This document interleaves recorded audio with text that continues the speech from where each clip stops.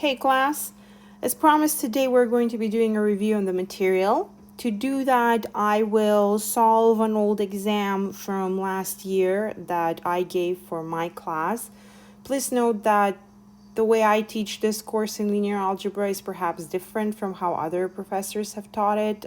So you can look at other exams by other people, but that's not guaranteed that they will look similar to what I will provide. Also, in addition to the solutions to these problems, please do go through all the problems that I have assigned, all the suggested problems. You will have solutions for all of them. Please make sure that you have understood everything because really that is what I need you to know for the first test. All right, let's go on the first problem. We're given a vector v with 3 components, and we're asked to find a unit vector in the direction of v. This is very simple, essentially applying a formula.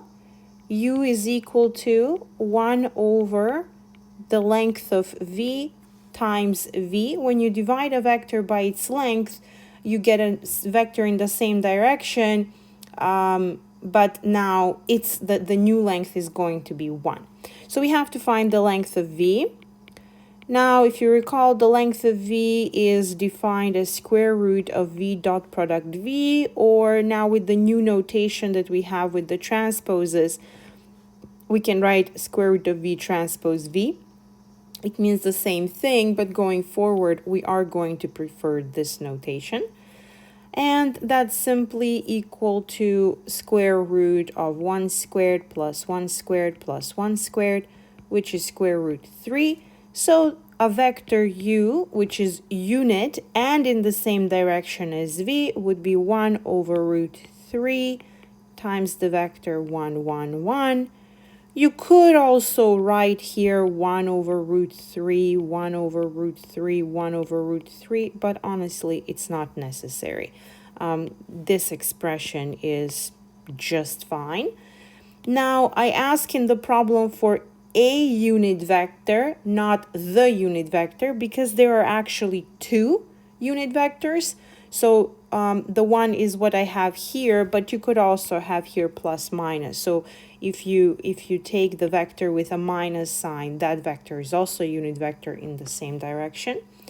And if you want to see a picture of that, so you have the vector v here, which has length root 3, which is bigger than 1, it's 1.7 something. So that's the vector v here.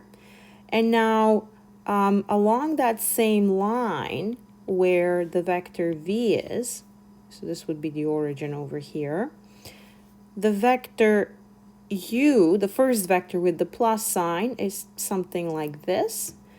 This would be u, and then this would be minus u.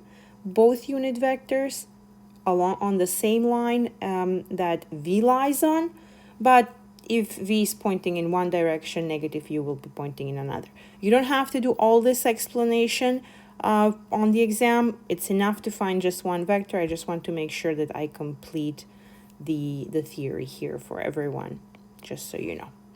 All right, now under b, find a vector w perpendicular to v.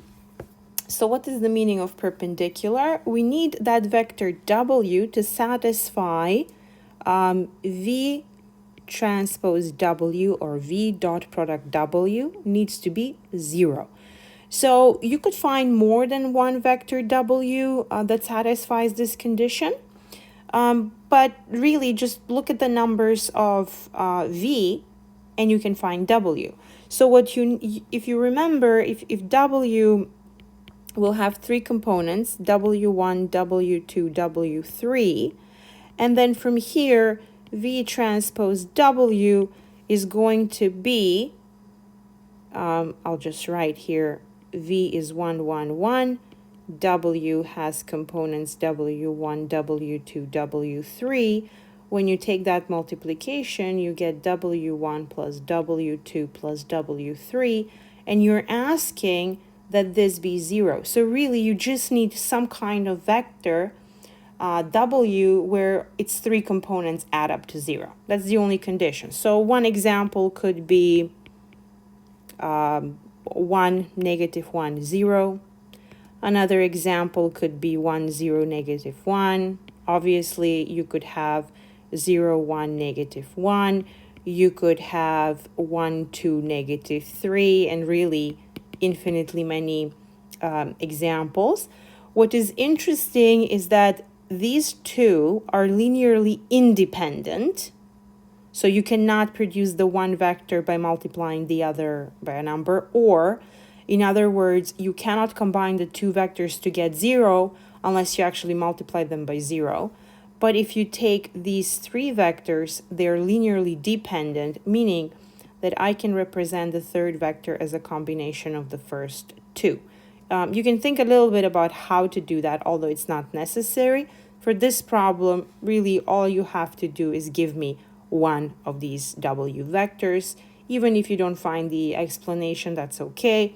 But I find that when you explain the conditions on W, which is exactly this equation, it makes it a lot easier to find that W.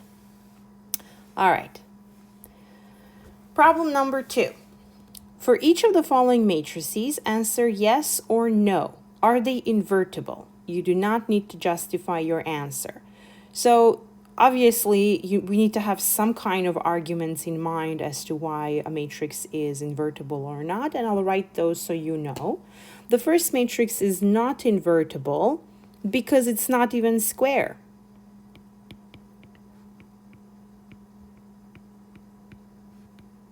Remember that only square matrices have the hope of being invertible. Now, the second matrix under B is a square matrix, so that's not a challenge, but is it invertible? Well, the question of invertibility, of course, you could try to find the inverse, but the question of invertibility ultimately asks, do we have a full set of linearly independent columns or linearly independent rows? Do we have a full set of pivots? So if we were to carry out elimination, are we going to have a pivot in every component along the diagonal? Because these are all going to be square matrices as we go down. So the answer here is no, because if you pay attention, the second row is 3 times the first row. R2 is 3 times R1. So if you were to carry out one step of elimination, you're going to get zeros for the second row, which means that that matrix is not invertible. The next matrix, again, you're looking at the same thing. Is the second row a multiple of the first? Obviously not. You have 1 minus 1 in the first row, 6, 5 in the second. So the rows here are linearly independent, which also means that the columns are linearly independent, which also means that if we were to carry out elimination, we are going to get 2 pivots. So this matrix is indeed invertible. Now under D, the matrix is not invertible because row 2 is simply minus row 1, and the same exact relationship holds for the columns. So that means that the rows are linearly dependent.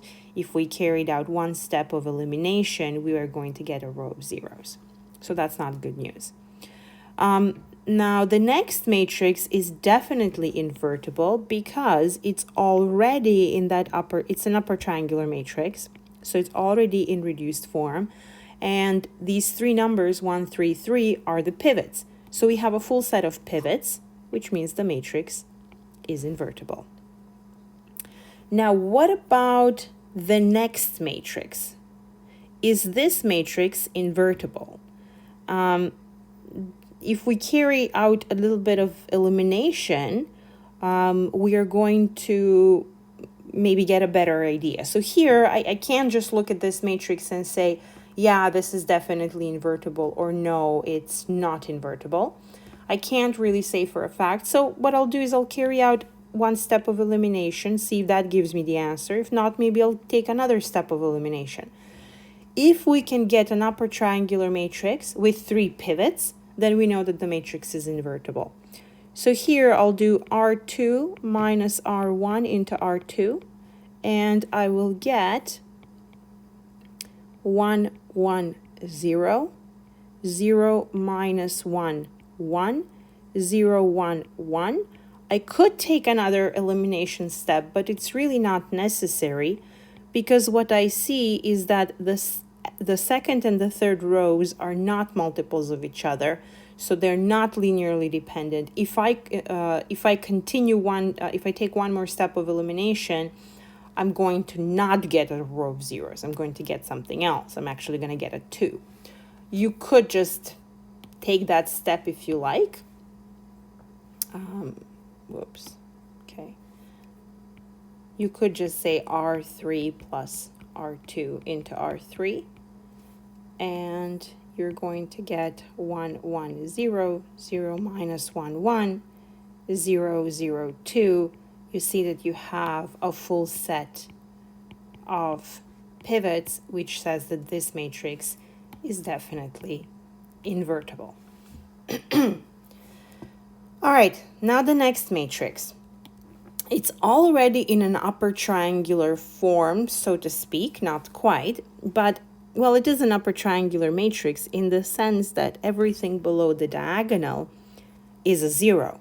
So we have a pivot here, we have a pivot here, and we have a pivot there. Under the first two pivots, everything is 0, so we could carry one more step of elimination to eliminate the 9 in the last row. So it's very obvious that the last two rows are linearly dependent, or rather, we have a 0 instead of a pivot in the third row.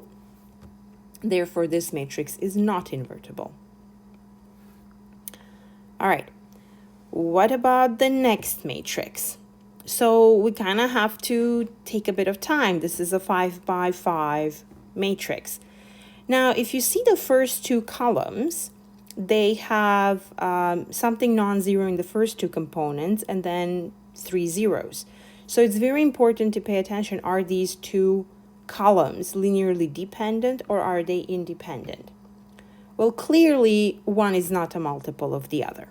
So we will have two pivots in here. Another way to think about it is this is the first pivot. If I eliminate, I'm going to get rid of that 2. Will I also get rid of the 7 next to it or not? Well, I have 1 and then a 2. To eliminate that 7, it would have to be a 6. So actually, one step of elimination is not going to eliminate the 7. I know that I will have a pivot here. Then I go, sorry for that. Then I go in this lower corner, because what is interesting is that once I eliminate in the first two rows, I'm not using the second row to carry out elimination. It's already done. The next pivot will then be really this 3. With it, I'm going to eliminate the 4 and the 5, which will leave this little matrix unchanged because of the zeros that are over here. So these zeros will guarantee that the 16, the 4, and the 8 will remain unchanged. Similarly, when I eliminate with this 16, the 8 is going to be unchanged. So I will have 3 pivots. This matrix is invertible. Of course, you could just carry out elimination steps if you prefer it. All right, what about the next matrix? So what is interesting here to observe is that this part, the upper left 3 by 3 corner, is exactly the same matrix that we had under F. And that matrix is invertible, which means if I were to carry, it's not the same matrix, but it's a very similar one in the sense that it consists of the same rows. So if the matrix in F had all its rows linearly independent, then this matrix in I, the upper left corner of size 3 by 3, will also have 3 pivots. So when I carry out elimination, obviously I'm going to need a row exchange. This row will have to come here. But eventually I will end up with pivots in these locations. They will not be zero. They will be something non-zero if I'm to carry out elimination. Once I do that, let's say first I eliminate in those 3 rows. And then with those pivots, I'm going to eliminate all of these 2's and all of these 2's and all of these 2's while not affecting the lower right corner. Why will I not be affecting the lower right corner? Well, because of these zeros. No matter what kind of elementary row operations I carry out, these zeros are not going to change this part of the matrix. So then I know I have 3 pivots here. Elimination will create zeros over here. I already have zeros here. So then the next question is this matrix invertible? Right? I need to figure out, are these columns linearly independent? Well, you have 1 plus 1 is 2, 1 plus 2 is 3, 2 plus 3 is 5.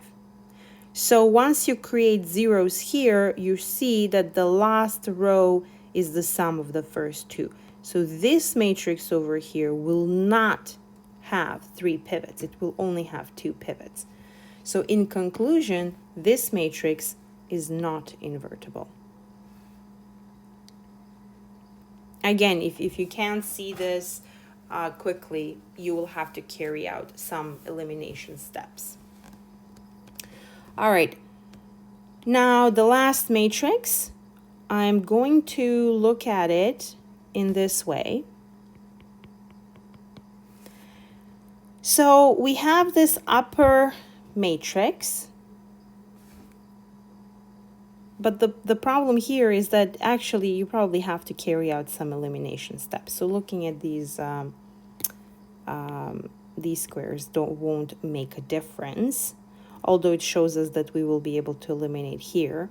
So here you just have to carry out a little bit of elimination to see that indeed you are going to get an invertible matrix. I'll leave that as homework for you. So no easy trick here.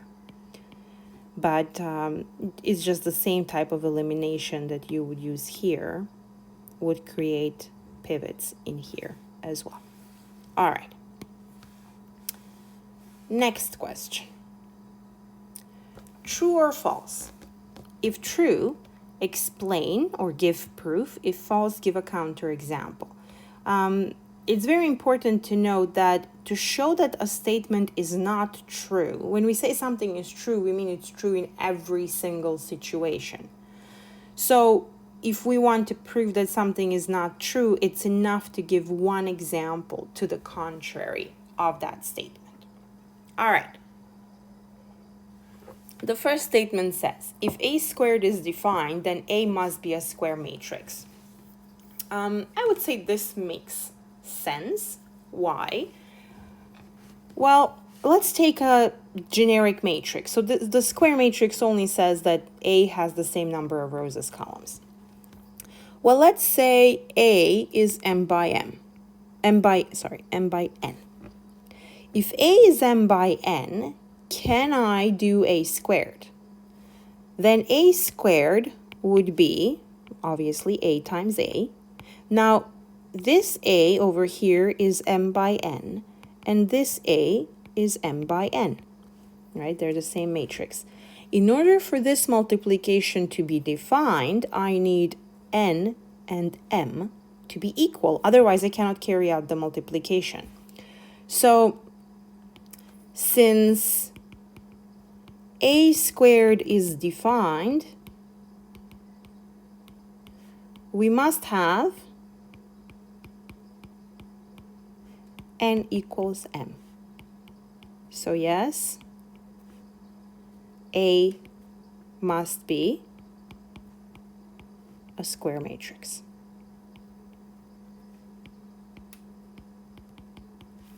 All right. Part B. If A, B, and B, A are defined, then A and B must be square matrices. Well, let's see. Can we have matrices A and B which are not square, where both AB and BA are defined? The answer is yes. The simplest example could be you could take two vectors. You could take A to be just a row vector and B to be a column vector. Both will be defined. But in general terms, you see, you could have A be an m by n matrix. Then in order for A times B to be defined, you know that B must be an n by something matrix. But in order for BA to be defined, you have to have an m here. So if A is m by n and n is m and B is n by m, then AB will be defined. This will be so m by n times n by m. These two being the same means multiplication is allowed, and the size of the resulting matrix will be m by m.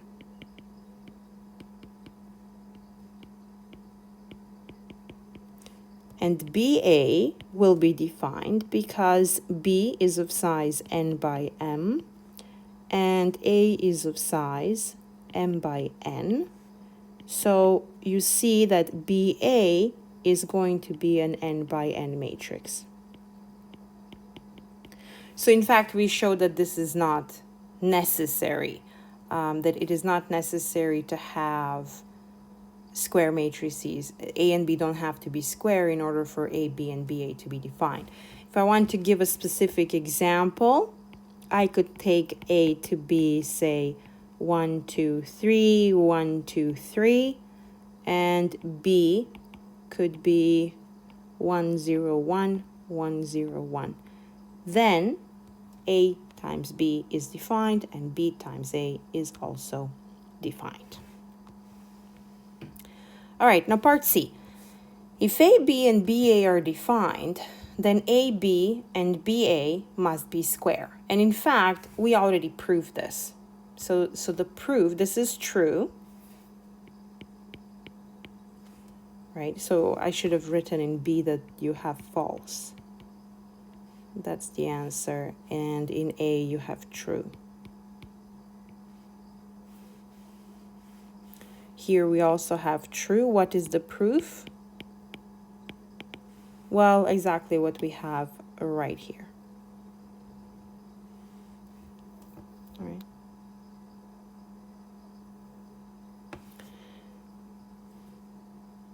Maybe I should write it again just to make sure we have the right argument. So for AB to be defined, A must be of size m by n, while B must be of size n by k. Now I'm allowing for the possibility that m and k are the same. The point is that you can multiply two matrices if you have the number of columns of the first matching the number of rows of the second. Now for BA to be defined,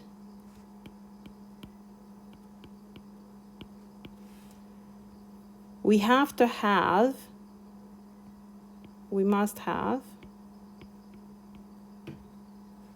m equal to k. Otherwise, it won't work. From here, AB is of size m by m,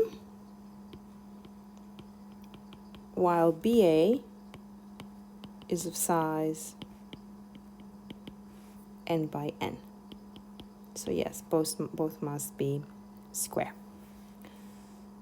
The last question of this kind, if AB equals B, then A must be the identity matrix.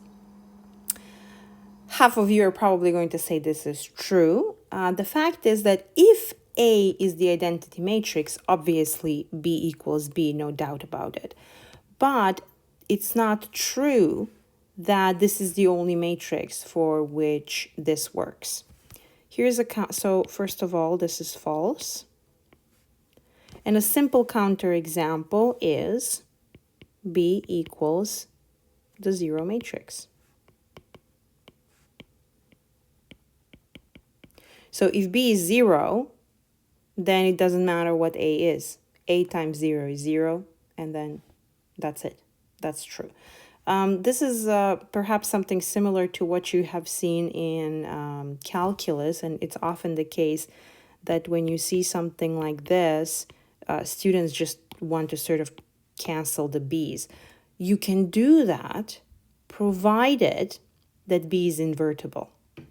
But if B is not invertible, then you can't do this cancellation. So this is okay only if B is invertible, but we have no guarantee that B is invertible. We don't know anything about B.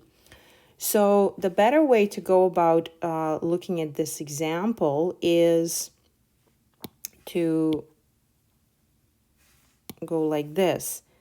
So you have AB equals B. If you take B to the same side, you would have AB minus B is 0. Now we can factor B out, but because B multiplies A on the right side, I would have to have A minus I times B on the right-hand side. If I write B on the left side, it would be a mistake. So in order for this to be true, I could have that A is the identity. So this could be true. It could be true that B is 0, but there are also other possibilities. B could, if the matrix A minus I is not invertible, then there are vectors for which A times, let's say vectors X, for which A times X is 0, even if X is not 0. So these are not the only two solutions, but B being the 0 matrix is one acceptable solution or counterexample. All right, next question. This problem is about the matrix A, which we have over here. Find a lower triangular matrix L and an upper triangular matrix U so that A equals L times U. So we just have to carry out elimination. I'll copy the matrix A here. 1, 2, 0, 1, 2, 4, 1, 4, 3, 6, 3, 9. The first pivot is this 1. I have to eliminate with it. I'll eliminate both the 2 and the 3 simultaneously. So I have R2 minus 2R1 into R2. I have R3 minus 3R1 into R3. What I get is the first row is the same, 1, 2, 0, 1. Then I have 0, 0, 1, 2. In the last row, we have 0, 0, 3, and then 9 minus 3 is 6. The next pivot is this 1. I eliminate underneath. The operation is R3 minus 3R2 into R3.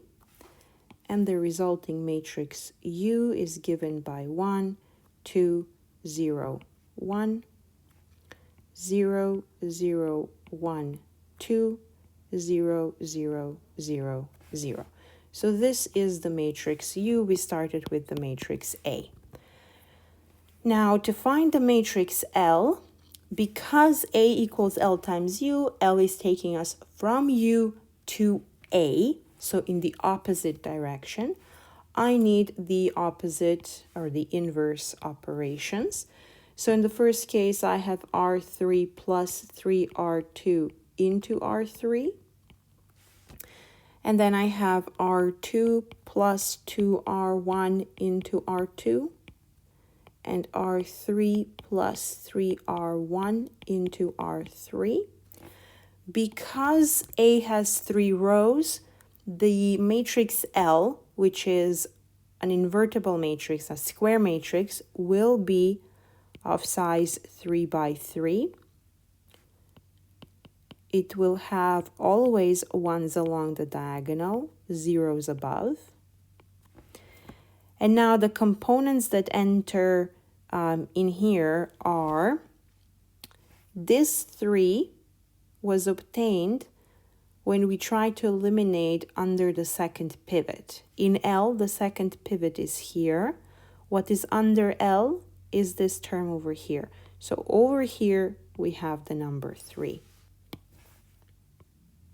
And similarly, in the first column here, we have the coefficients 2 and 3, because this operation reverses the operation of eliminating in the second row with the first pivot, and this one is eliminating this 3 with the first pivot.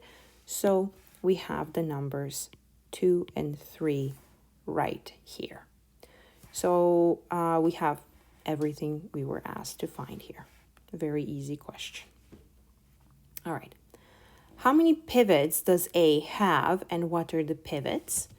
So the pivots of A are actually the pivots of U. So A has, as you can see over here, the pivots are these two numbers, the 1 and 1. So there are 2 pivots and they're both equal to 1. A has 2 pivots, both equal to 1. All right. Write each free column of A, and I explain what is a free column. So a free column is a column without a pivot. Now, in A, you don't see the pivots, but you see the pivots in U. Those are going to be also the columns with pivots in A. So the free columns then, this will be a free column and this will be a free column. I write them in U, but they are the same free columns in A. So these two are also free. That's what we are referring to by free columns. So I'm asked to express these 2 columns of A as a combination of the other 2 columns. So let's read that again. Write each free column of A as a linear combination of the remaining columns with the specific scalars. So I need to write the second column as a combination of the first and the third, and I need to write the fourth column as a combination of the first and the third. So let's start with 2, 4, 6.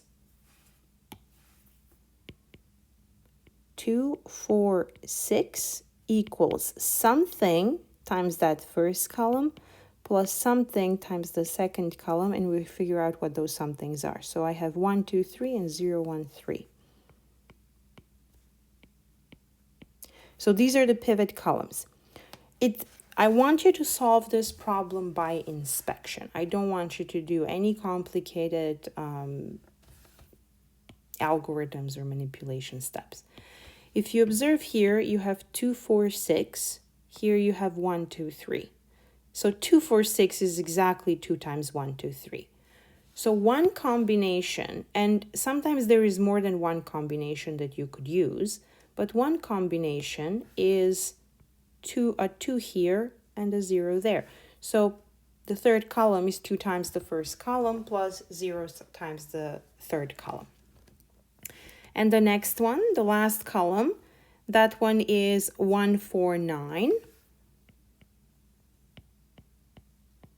And I need to represent it as a combination of 1, 2, 3 and 0, 1, 3.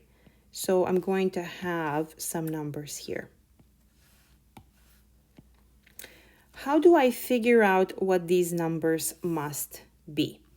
Well, if I look at the first components here, In order for me to get a 1 for the first component on the left-hand side, I'm forced to write a 1 here. There is just no other way to do it. I have to have 1 times that first vector. Well, if I have that, then I should be forced, this would force me to figure out what the next coefficient would be. So now let me look at the second component. I have 4 equals 1 times 2, which is a 2, plus something times 1. So I need to have a 2 here. Otherwise, I cannot get a 4. Let's see. So I will write a 2 here, and let's make sure that this works in the third component. So 1 times 3 is 3, plus 2 times 3 is 6, 3 plus 6 is 9. So you see that this works. Really just a little bit of trial and error. You could also look at the combination of the columns in U. So how can you express U, the last column of U, as a combination of the pivot columns of U? Well, just a side note here. The vector 1, 2, 0, if I want to combine it, sorry, I should write equal here. If I want to be combining the vectors 1, 0, 0 and the vector 0, 1, 0, it's very easy to see what the combination has to be. I need to have 1 of the first and 2 of the second vector. These coefficients are going to be the same. This is true for the matrix U, but it also holds in A. So sometimes, depending on the matrix you're given, it is not always easy to guess how one column is a combination of 2 other columns in A. But if you figure that out in U, you know that it also works in A. Why does it also work in A? Because these combinations that we're looking for, what they're telling us is that AX is B, UX is C. So you could start with a problem AX equals B. You have some linear combination. Now think of B as the column you're trying to express as a combination of the other columns of A. And then when you look at UX equals C, what you've done is you've simplified the system, but the same X's work. So it comes from here. The same combination of the columns that work in A work in U to give us whatever we need to get. So however the columns of A combine to give us 0 is the same way in which the columns of U combine to give us a 0. We'll talk about these combinations a lot more after we do the first exam. All right, next question. Describe geometrically all linear combinations of the columns of A. This is a very easy question. The columns of A have 3 components. Let's look at A. So the columns of A have 3 components. We know we are describing something in R3. It could be a line, it could be a plane, it could be all of R3. How do we know which is which? The fact that that U has 2 pivots tells us that A has 2 pivots, tells us that we only have 2 columns which are independent, whereas the other 2 lie in the plane that's described by the pivot columns. So the space described by the columns of A is a plane through the origin, or containing the origin. How do we know that? Because A has 2 pivot columns.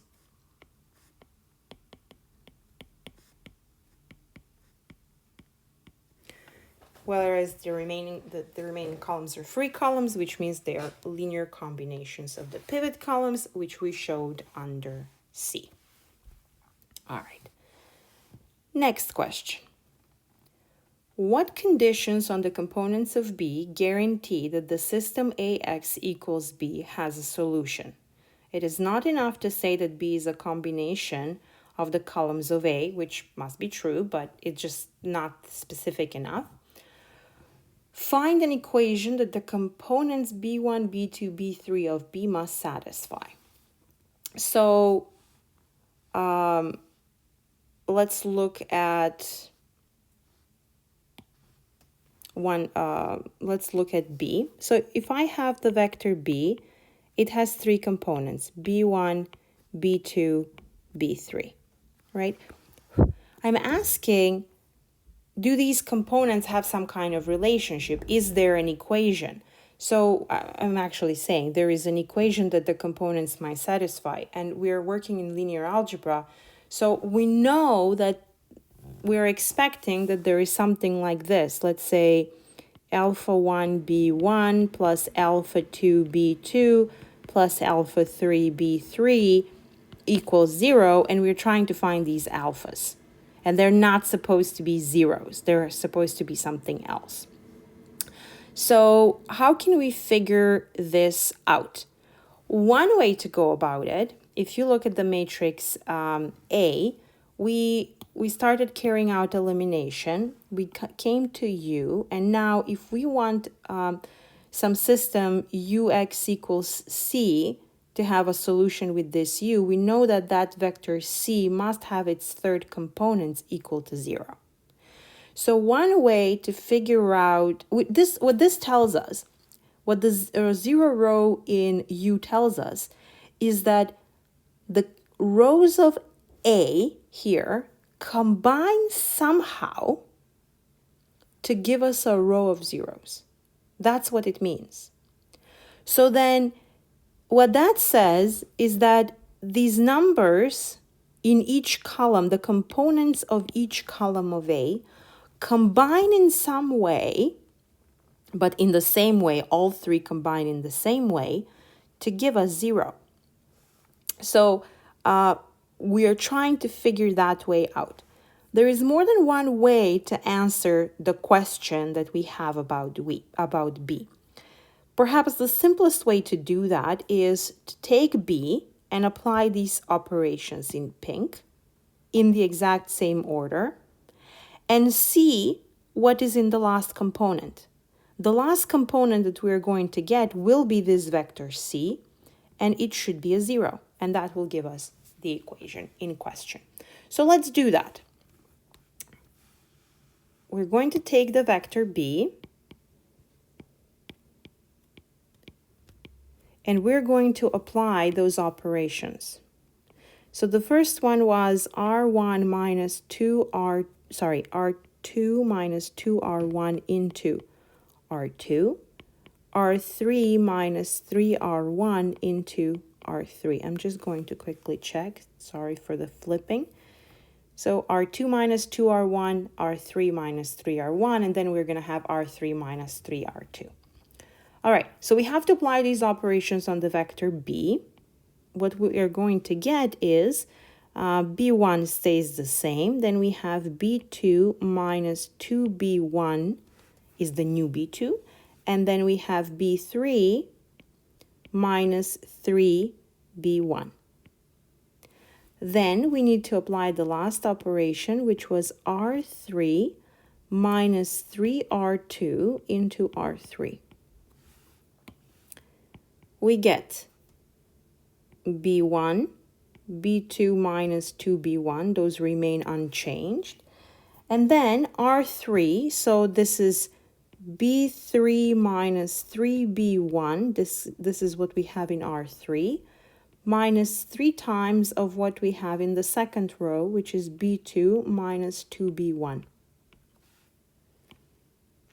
This is actually C. We got the vector C now. And in order for this vector, in order for the system, so AX equals B has a solution if UX equals C has a solution.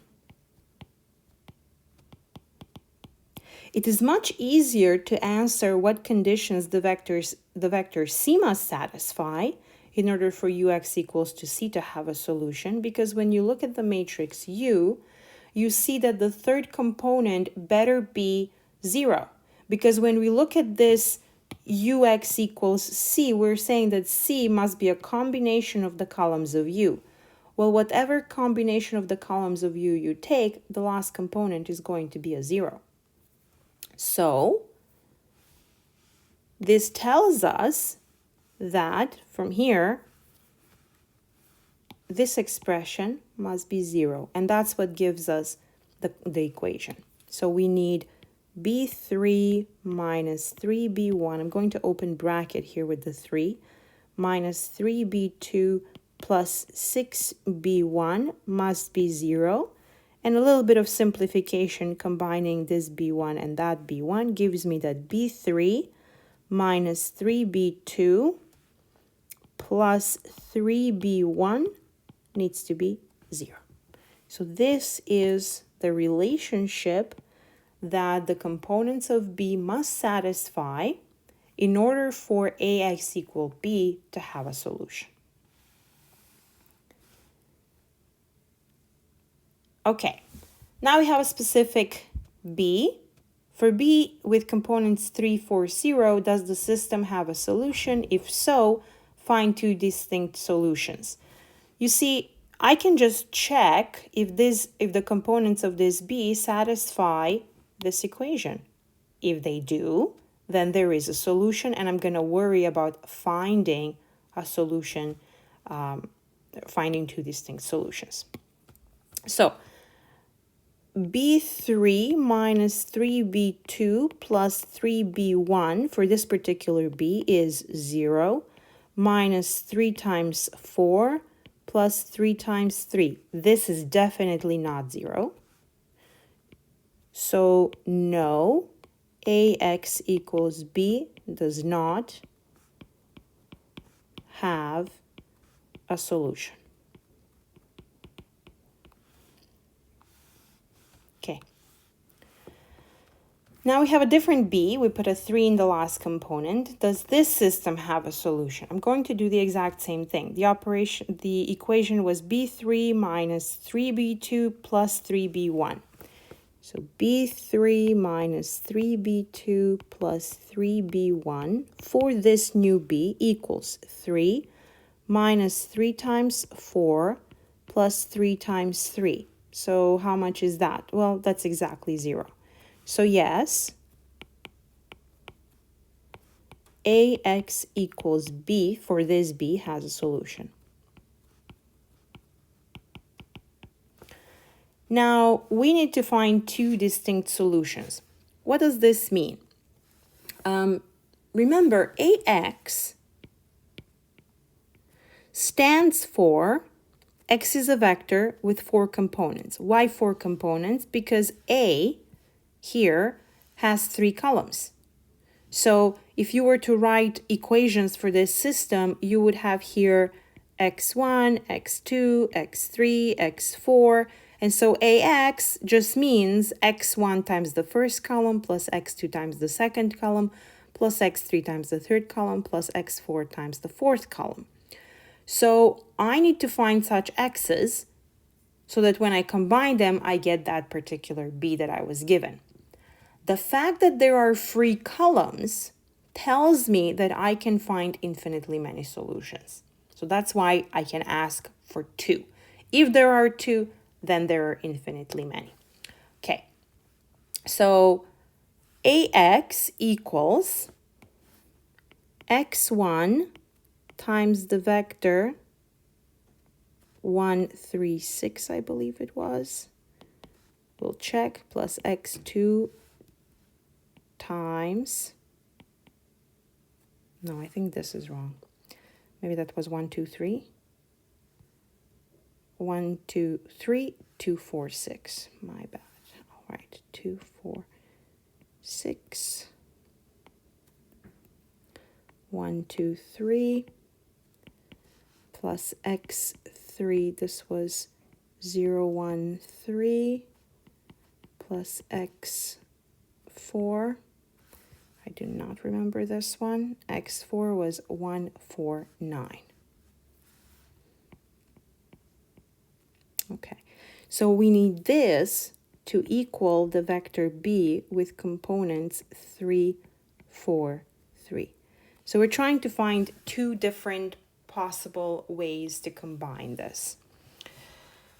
So let's look at some easy ways. Remember that the pivot columns were this and this. These were the pivot columns, whereas the other two are combinations. So we can always express this B as a combination of the pivot columns, and perhaps that's the easiest thing to do. So to get a 3, so let's say this is one of my solutions.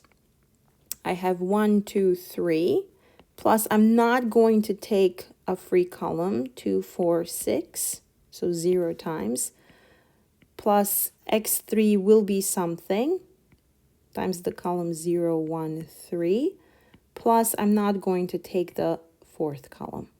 Why can I skip those columns? Because those columns don't have pivots. So I know I can express the solution through the pivot columns only.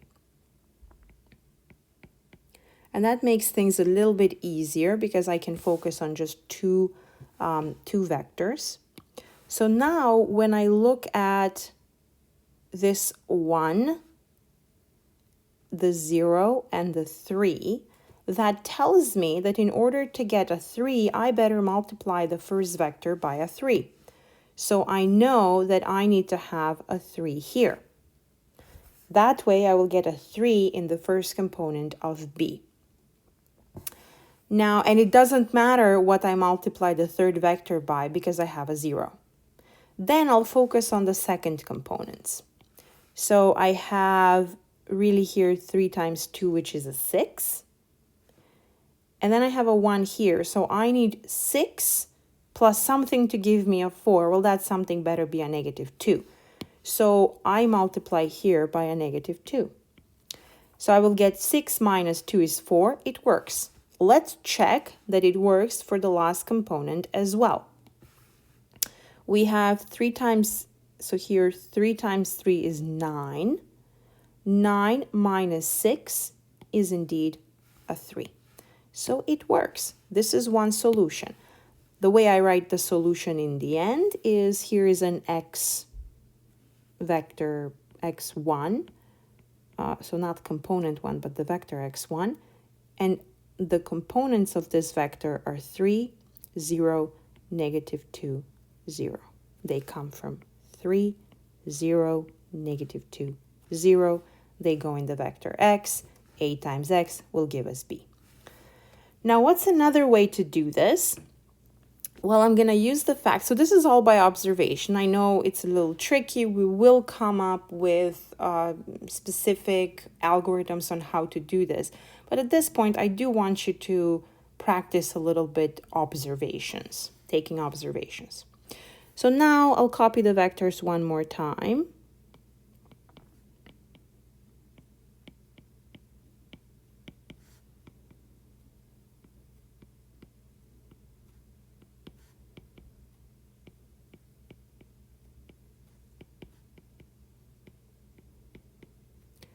Now, look here. I have 3 times of this first vector, but 2 times of this vector is just this vector. So I could sort of distribute this 3 by putting a 1 here and a 2 there, and their combination will be just this vector. So I know right away that I have a solution if I write 1, 1, minus 2, and 0. Let's check. So for the first component, we have 1 plus 2, that's a 3. The -2 doesn't play a role because we have a 0. And then this 0 says don't worry about the last vector. So I have a 3. It works out. Then I have 2 plus 4 is a 6. Minus 2 is indeed a 4. So it's working. And the last component, 3, plus 6 is 9, minus 6 is 3. It works. The last vector is not important because I have multiplied it by 0. As I said, there are infinitely many x's that you can find. We just found 2 of those. So the x2 that we're going to write will have 1, 1, negative 2, and 0 as components, and they come from this one, this negative 2, and this 0.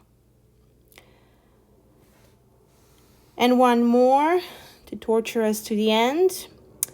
Elimination on ax equals b reaches ux equals c. For the vector b, with components 7, 3, negative 12, find c. This is actually quite easy because we already found c above, or maybe on the previous page. So you see this over here is the vector c. So if I just take this formula for c and replace numbers, of course, instead of this third equation, I'm going to write this equation because it's just shorter. But I already have a formula on how to find the components of c from the components of b. So let's start there. We have c equals b1, I'm going to have to look, b2 minus 2b1, oops,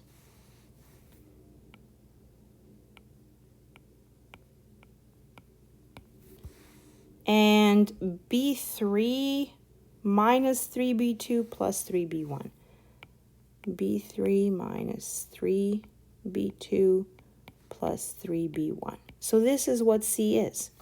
So now that I have b, I just replace the numbers and find my c. So I have a 7 here. Then I have 3 minus 2 times 7. Negative 12 minus 3 times 3. Plus 3 times 7.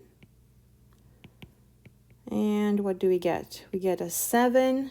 3 minus 14 is a negative 11.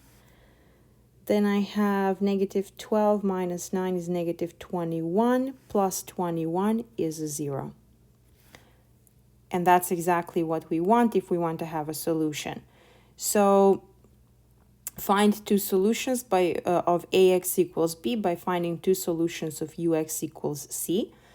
So as I said, if a combination of x or described by x, if a combination of the columns of u that's described by x gives us c, then that same combination of the columns of a will give us b. So now I have to look at the columns of of u. So what are they? I'll write them here. My apologies for all this flipping. So the columns of u are 1, 0, 0, 2, 0, 0, 0, 1, 0, and 1, 2, 0. Hopefully I can remember that. So 1, 0, 0, 2, 0, 0, 0, 1, 0, 1, 2, 0. So these are the columns. We have to combine them, so we have to put some numbers here to get 7, negative 11, 0. Remember that the pivot columns were the first and the third, which means that we can express 7, negative 11, 0 just through those columns, meaning that we can set the other two, the free columns, to have coefficients 0. How do you get 7? Well, you see that the first column has a 1 in the first component and zeros everywhere else, whereas the second component has a 1 in the second component, the third vector has a 1 in the second component and 0 everywhere else. So the 7 will be obtained from the first vector and the negative 11 from the third vector. And that's it. We combine them that way. So this gives us an x equal to 7, 0, negative 11, 0. That could be, we want two solutions, so I'll call it x1. And then another way to combine these vectors, let's see. I will use the exact same trick as above by noting that this vector is 2 times that vector. So I could just take a 2 from that 7, put it here as a 1, so I'm left with 5 and a 1, and that sum is the vector 7, 0, 0. So then I could just continue, minus 11 times 0, 1, 0, and keep that last 0 as is. Of course, I don't have to. I could change the last component to not be 0 to be something else, but I'm going for something that is easy. So this x2 also works. Oops, sorry. My bad here. This should be a 5, a 1, negative 11, 0. To check that these really work, you can give it a try. Multiply. So this is homework for you. Check that ax1 is definitely b. So if you do 7 times the first column of A minus 11 times the third column of A, when you combine them, make sure that you get this vector 7, 3, negative 12. All right, for the last, we'll need 5 minutes to do this problem, and that we'll call it a day. Find 3 2 by 2 matrices, ABC, different from the identity, such that when you square them, you get the identity. Well, one easy solution, A, could be, you could just take minus the identity. If you take minus the identity, that's not the identity, you multiply it by itself, you're going to get the identity, right? So minus the identity squared is going to be the identity squared is going to be the identity.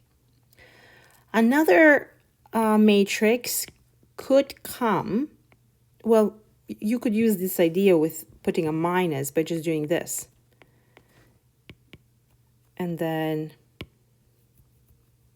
C could be 1, negative 1.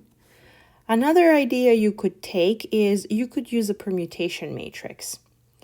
Permutation matrix that is symmetric, such as this, and that's really the only other permutation matrix other than the identity in the 2 by 2 case. This matrix is its own transpose. And we saw yesterday that the inverse of a matrix P is its transpose. So you know right away that P transpose is going to be the identity because P is a permutation matrix. But since P transpose is the same as P, you have P squared is the identity. There are many, many other matrices that you could find. This is a little bit of trial and error that you should play with and figure out. So maybe try to see if you can find different matrices of size 2 by 2 such that they're their own inverses. Okay, part B. Could a 4 by 4 matrix A be invertible if every row contains the numbers 0, 1, 2, 3 in some order? To justify your answer, either construct an invertible matrix A or prove that no such A exists. So here, you see this problem, you can't immediately say yes or no, so my strategy would be I'm going to try to find an invertible matrix A. So how do I show that a matrix is invertible? Well, I have to carry out elimination, so I'm going to save myself some trouble, and I'm going to put a 1 for my first pivot. And then maybe I'll have a 0, 2, 3. Maybe. You could do it in another way, of course. This is not going to be a unique solution. Then, you see, I have to, if I keep the order the same, then my matrix will not be invertible. I'm just trying to find if I can find one matrix that is invertible. So if I change things up a bit, I will probably have a better luck. So maybe 2, 1, 3, 0, maybe. Once I carry out elimination, I know that this 2 will be eliminated, the 3 and the 0 will change, but the second one will not change. So I'm seeing that this will be a pivot, and then this will be a pivot because this 0 over here is not going to affect the 1. So far so good. Then what about the next one? So maybe I can start now with a 0, and then 1, 2, 3. So I see that these will be different when I carry out the elimination steps, or one can hope. And then maybe I'll do the next one, 3, 3, 2, 1, 0, maybe. You have to show this. You have to try it. So we carry out the first elimination, R2 minus 2R1 into R2, R3 minus 3R1 into R3. Let's see what we get. 1, 0, 2, 3. Then 0, 1. 3 minus 4 is a negative 1. 0 minus 6 is negative 6. Then, oops, this should be an R4. Oops, here too. There is no need to eliminate in the third row. So I just copy 0, 1, 2, 3. So far, so good. The second and the third row are not linearly dependent.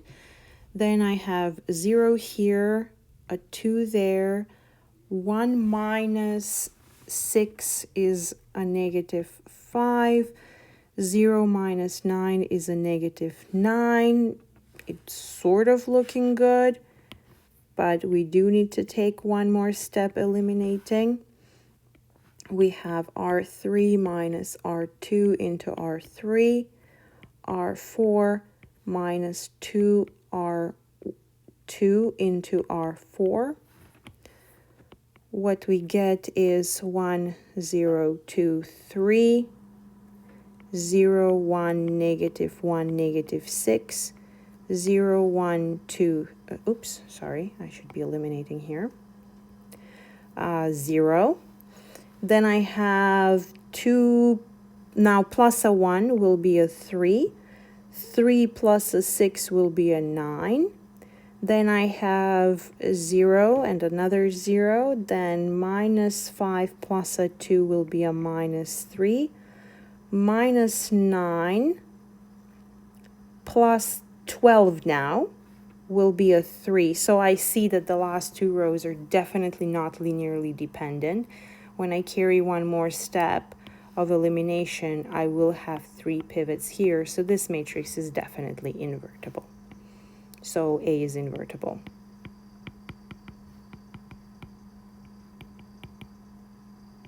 And the answer is yes, there can be a 4x4 invertible matrix A such that each row contains the numbers 0, 1, 2, 3 in some order. The last question, could a 4x4 matrix B be invertible if every row contains the numbers 0, 1, 2, now minus 3 in some order? What is the difference between the 0, 1, 2, 3 and the 0, 1, 2, negative 3? Well, the key is that no matter how you arrange these 4 numbers, 0 plus 1 plus 2 plus negative 3 equals 0.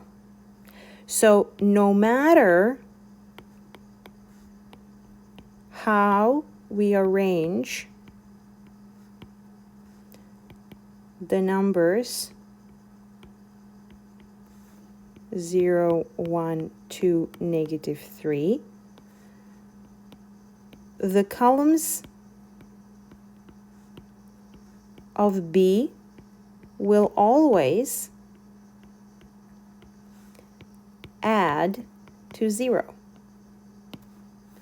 This means that B times the vector 1, 1, 1, 1 is 0, which implies that B is not invertible. This vector B, this vector B over here just says that if you add all the columns of B, you're getting a 0. So that combination just says add the columns of B. You have to try some of these problems. Try to solve them without looking at the solution. I will post them both with solutions and without solutions, so you can try without, just try it on your own, but it's always nice to refer to solutions. All right, that will be all for today.